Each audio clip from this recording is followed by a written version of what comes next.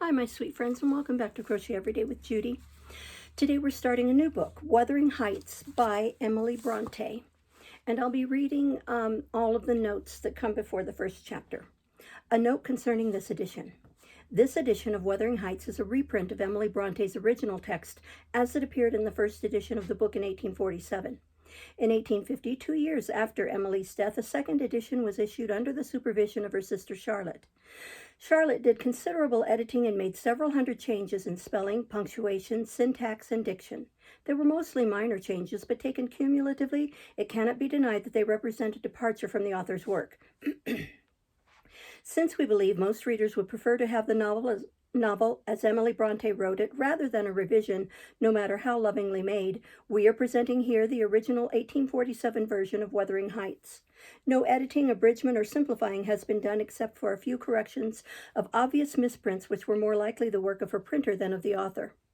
We have felt it desirable to include 2 introductory essays which Charlotte Bronte wrote for the 1850 edition, Biographical Notice and Editor's Preface, since they offer intimate insights into the life of Emily Bronte and perceptive observations on the style and characterization of Wuthering Heights. It will be noted that in both essays, Charlotte signs herself Currer Bell. Anne, Charlotte, and Emily Bronte sought to hide their feminine identity from editors by using the respective pseudonyms Acton, Currer, and Ellis Bell. In the biographical notice, Charlotte discloses the true given names of Anne and Emily, though not her own, and chooses not to mention the family name Bronte. The editors. Biographical notice of Ellis and Acton Bell. It has been thought that all the works published under the names of Currer, Ellis, and Acton Bell were in reality the production of one person. This mistake I endeavored to rectify by a few words of disclaimer prefixed to the 3rd edition of Jane Eyre. These, too, it appears, failed to gain general credence, and now on the occasion of a reprint of Wuthering Heights and Agnes Grey, I am advised distinctly to state how the case really stands. Indeed, I feel myself that it is time the obscurity attending those 2 names, Ellis and Acton, was done away. The little mystery which formerly yielded some harmless pleasure has lost its interest. Circumstances are changed. It becomes then my duty to explain briefly the origin and authorship of the books written by Currer, Ellis, and Acton Bell. About 5 years ago, my 2 sisters and myself, after a somewhat prolonged period of separation, found ourselves reunited and at home. Resident in a remote district where education had made little progress and where consequently there was no inducement to seek social intercourse beyond our own domestic circle, we were wholly dependent on ourselves and each other, on books and study for the enjoyments and occupations of life. The highest stimulus, as well as the liveliest pleasure we had known from childhood upwards, lay in attempts at literary composition. Formerly, we used to show each other what we wrote, but of late years the habit of communication and consultation has been discontinued. Hence, it ensued that we were mutually ignorant of the progress we might respectively have made. One day in the autumn of 1845, I accidentally lighted on a Miss volume of verse in my sister Emily's handwriting. Of course, I was not surprised, knowing that she could and did write verse. I looked it over, and something more than surprise seized me. A deep conviction that these were not common effusions, nor at all like the poetry women generally write. I thought them condensed and terse, vigorous and genuine. To my ear, they also had a peculiar music, wild, melancholy, and elevating.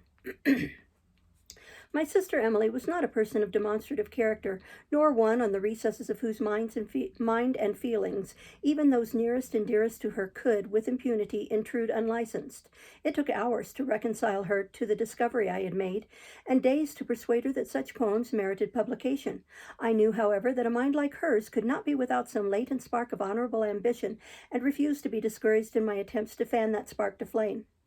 Meantime, my younger sister quietly produced some of her own compositions, intimating that since Emily's had given me pleasure, I might like to look at hers. I could not but be a partial judge, yet I thought that these verses too had a sweet, sincere pathos of their own.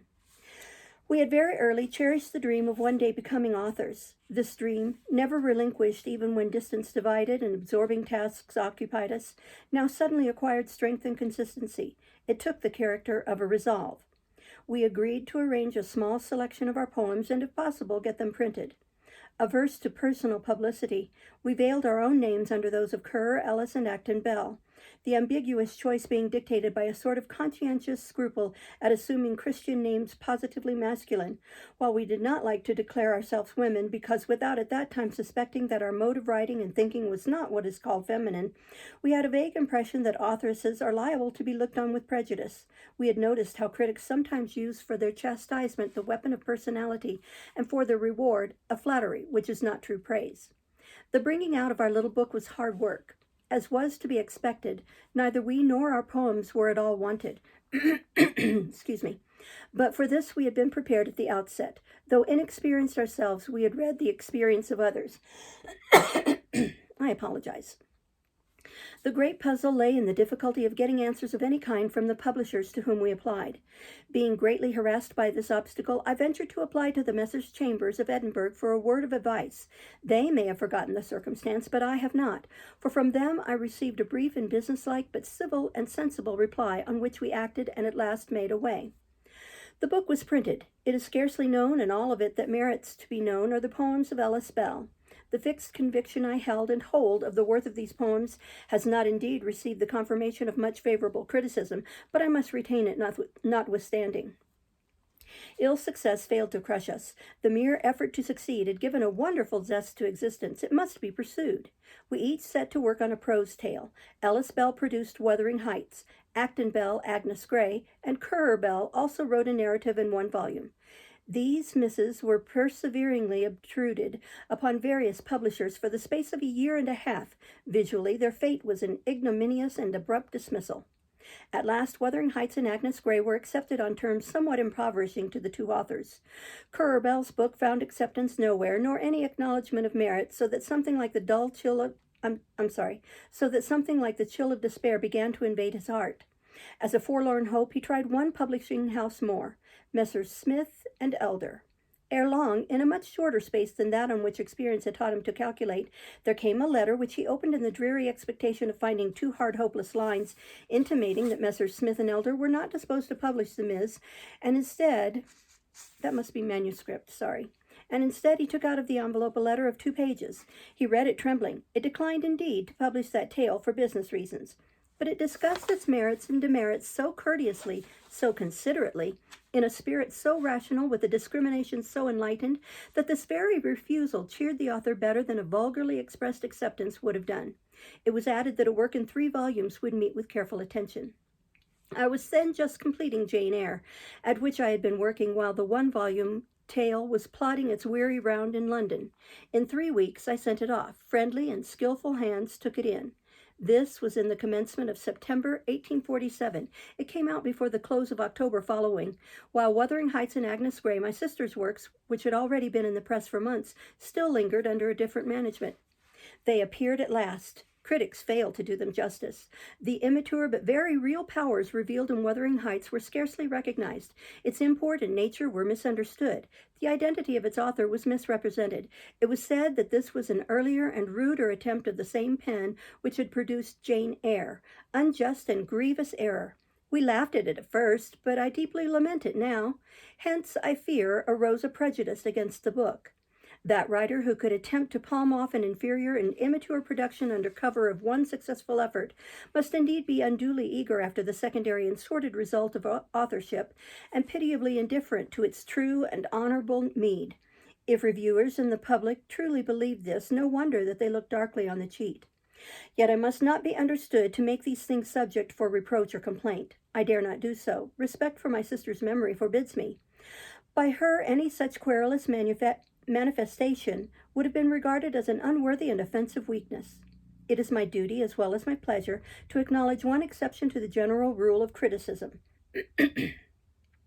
One writer, endowed with the keen vision and fine sympathies of genius, has discerned the real nature of Wuthering Heights, and has, with equal accuracy, noted its beauties and touched on its faults. Too often do reviewers remind us of the mob of astrologers, Chaldeans, and soothsayers gathered before the writing on the wall, and unable to read the characters or make known the interpretation.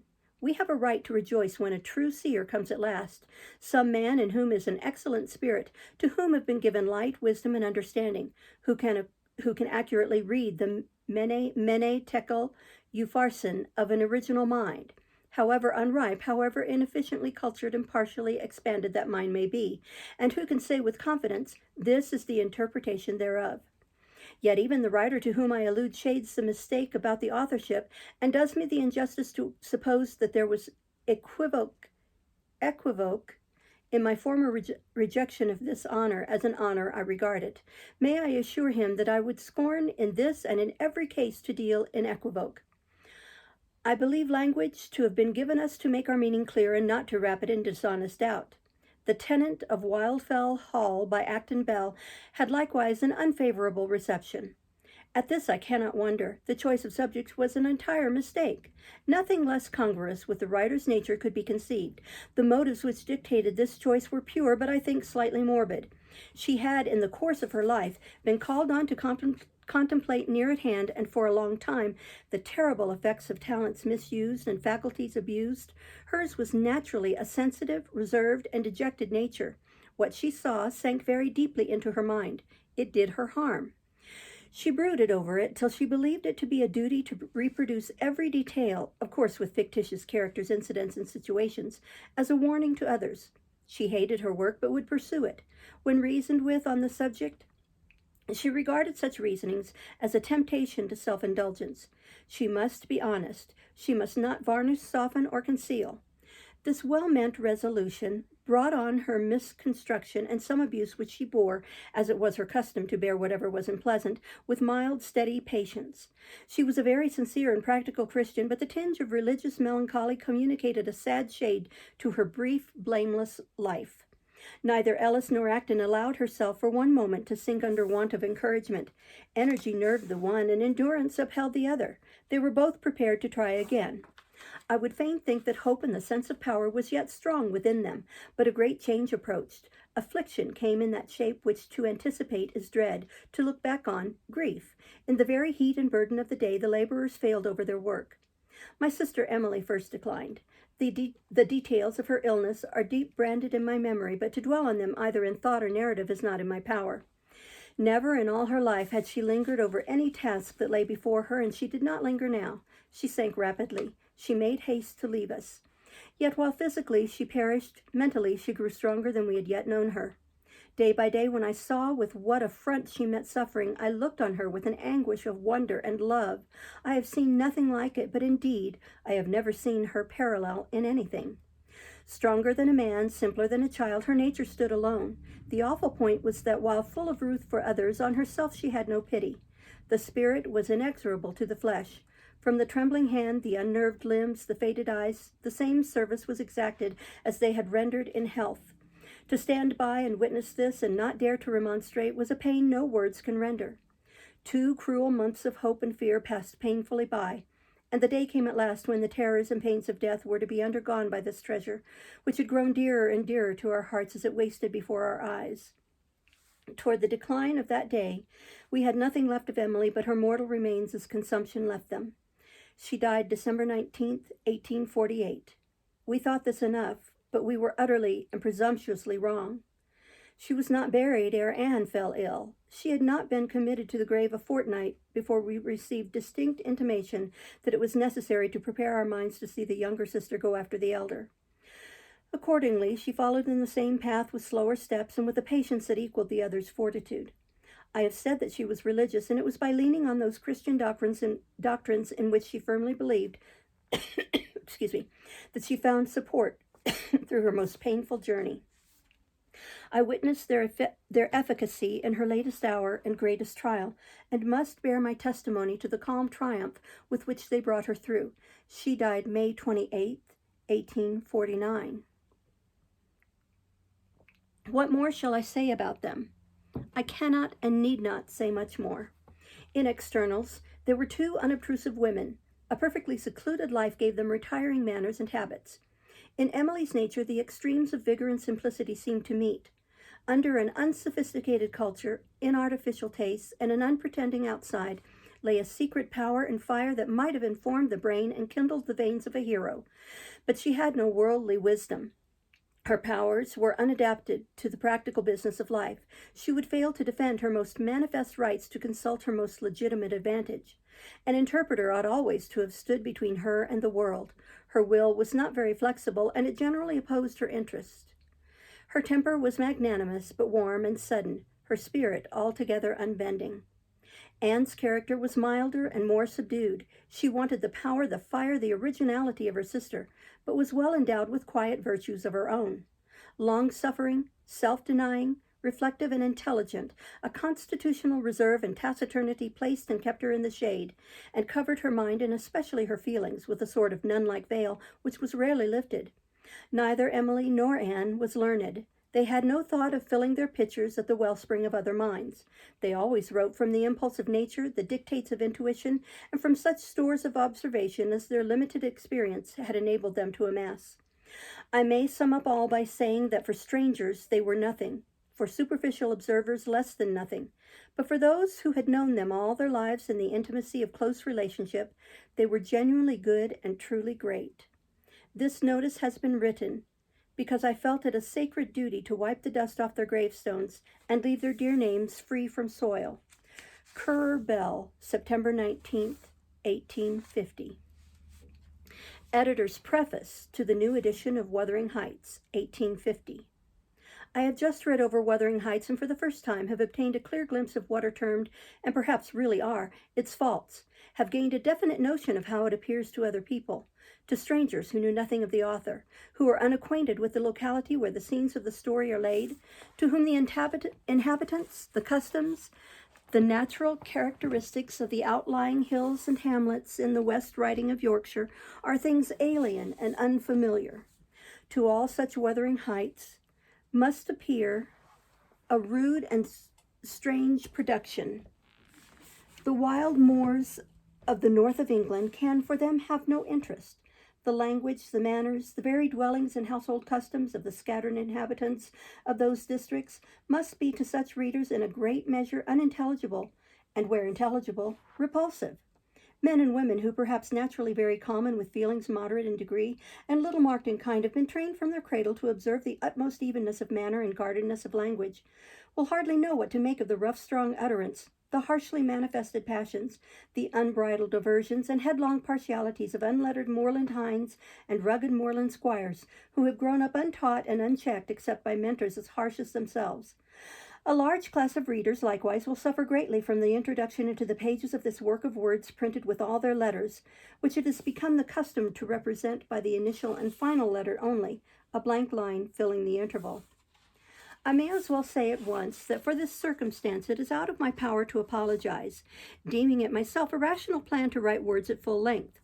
The practice of hinting by single letters those expletives with which profane and violent people are wont to garnish their discourse strikes me as a proceeding which, however well meant, is weak and futile.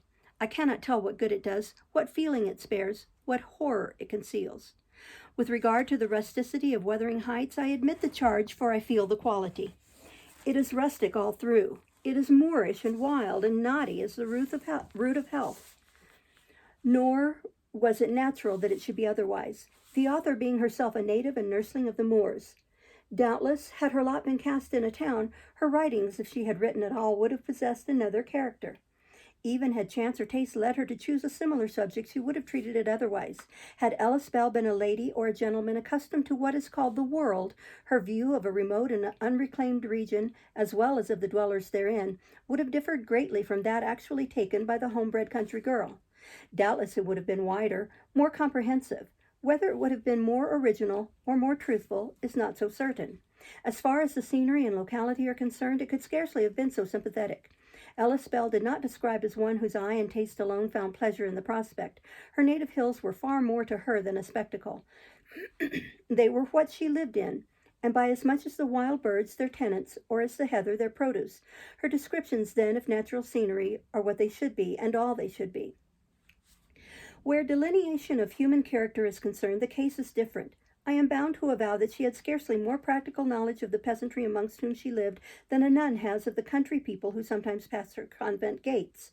My sister's disposition was not naturally gregarious. Circumstances favored and fostered her tendency to seclusion, except to go to church or take a walk on the hills. She rarely crossed the threshold of home.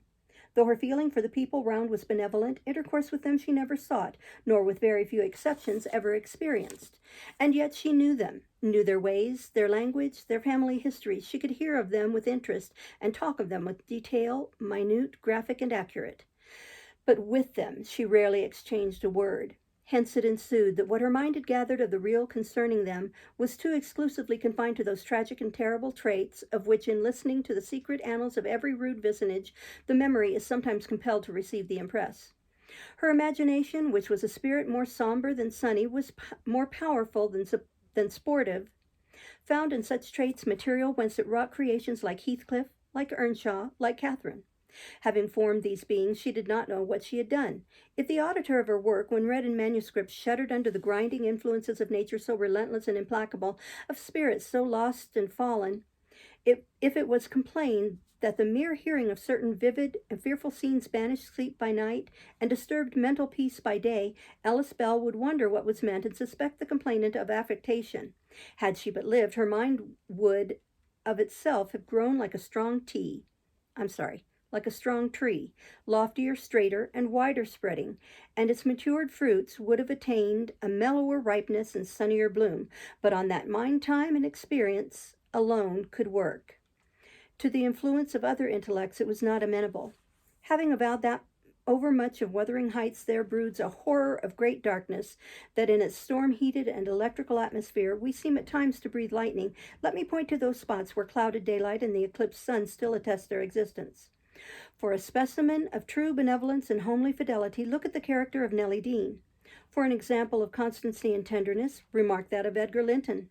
Some people will think these qualities do not shine so well incarnate in a man as they would do in a woman, but Ellis Bell could never be brought to comprehend this notion. Nothing moved her more than any insinuation that the faithfulness and clemency, the long-suffering and loving kindness which are esteemed virtues in the daughters of Eve, become foibles in the sons of Adam. She held that mercy and forgiveness are the divinest attributes of the great being who made both man and woman, and that what clothes the Godhead in glory can disgrace no form of feeble humanity. There is a dry Saturnine humor in the delineation of old Joseph, and some glimpses of grace and gaiety animate the younger Catherine. Nor is even the first heroine of the name destitute of a certain strange beauty in her fierceness, or of honesty in the midst of perverted passion and passionate perversity.